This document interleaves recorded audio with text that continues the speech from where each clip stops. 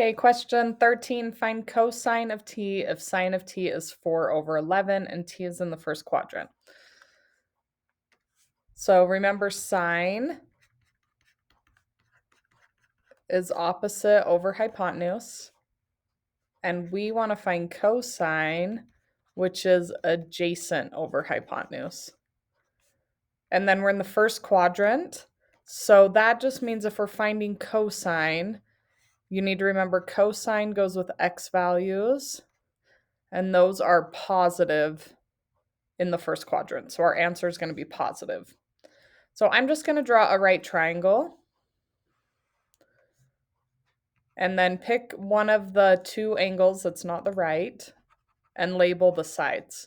So across from the right angle is the hypotenuse. And then across from that given angle is the opposite. And then we have the adjacent. So we're given sine, which is 4 over 11. So our opposite side length is 4, and our hypotenuse is 11. And for cosine, we need that hypotenuse, but we need to know the adjacent side. So we have to solve using the Pythagorean theorem. So remember, C is always the hypotenuse, and then A and B are the legs. The order doesn't matter.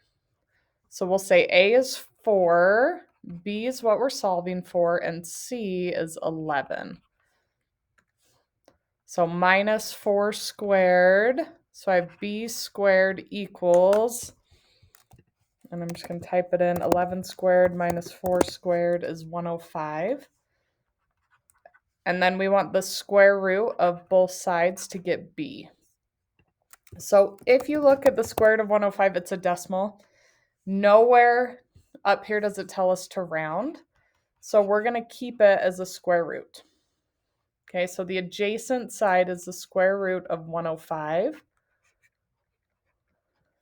And that's our cosine ratio. Adjacent side, which is the square root of 105, divided by the hypotenuse, which is 11. And because we're in the first quadrant, our answer is going to be positive.